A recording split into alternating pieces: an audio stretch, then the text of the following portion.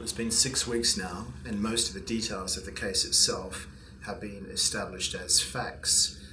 We know what happened to Khashoggi, we know more or less who killed him, we know where, and we know when. What we don't know is what happened to his body after the fact, and that's something that the Turks are pursuing vigorously.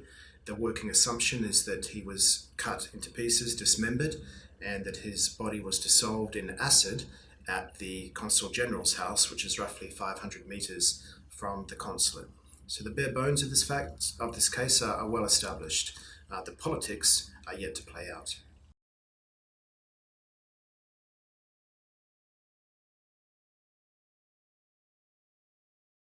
Turkey has certainly used this case to its advantage, both tactically and strategically.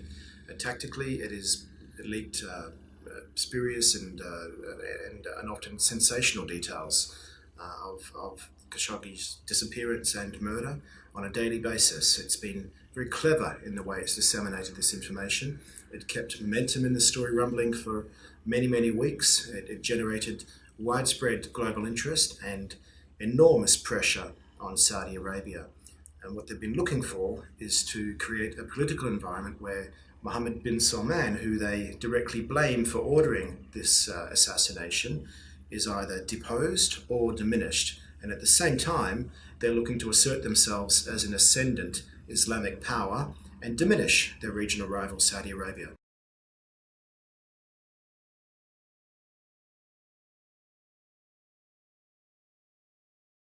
There does seem to be a movement away from this central autonomy, in which MBS has been given unique powers over all aspects of Saudi society.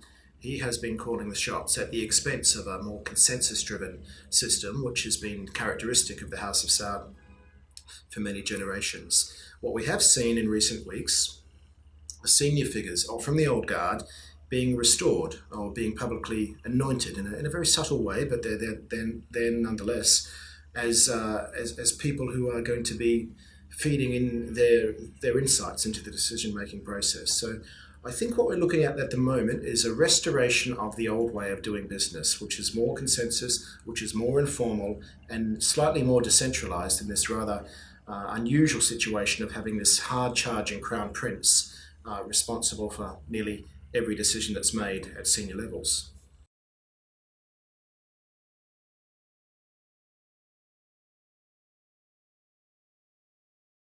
On the region's media, there has been I guess, a twofold effect.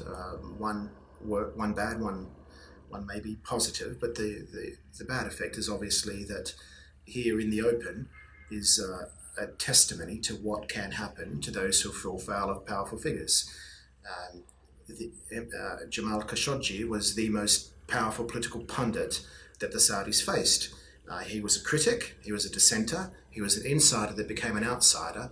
He had platform, he had presence, and he had access to stakeholders that threatened the Saudi establishment. And he was able to use all to generate a counter-narrative to that which MBS wanted out there. For these reasons, he posed a threat to Mohammed bin Salman. He also defied him. So on a raw, visceral level, that alone might have been enough to make him an enemy. So for all of those reasons, he was targeted. And I think that reporters across the region would take no comfort from that. And that there is a high price to pay for speaking out. And the truth to power in this part of the world is still very much a work in progress. On the flip side, the exposure given to this case, the eulogizing of Khashoggi, and the coverage given to his work, particularly in the last year of his life, and the commentary that he'd contributed, which had added greatly to the debate about the reform program in Saudi Arabia, that is something which is being seen as a shining light and a legacy. So the fact that there have been people prepared to step up and support freedom of expression in such a strong, robust way, and that there is a price to pay for those who go after it, and that impunity perhaps isn't as strong as we thought it was. Maybe it does offer a glimmer of hope that through bravery, through telling the truth, somehow a form of truth will emerge.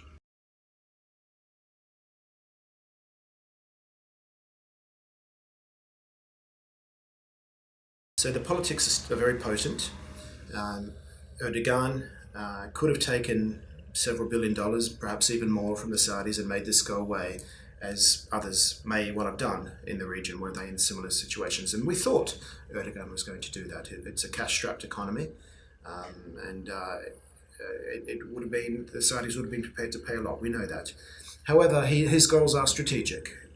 He is looking to reassert Turkey as an ascendant Islamic power at the expense of Saudi Arabia, which he doesn't want to eliminate. He doesn't want to destroy the House of Saud, but he does want to diminish Saudi Arabia as a regional presence.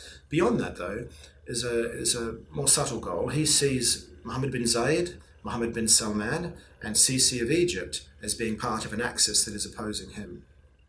His axis is Qatar, the Al Thanis in particular, himself, and what remains of the Egyptian Muslim Brotherhood, currently in exile in Turkey.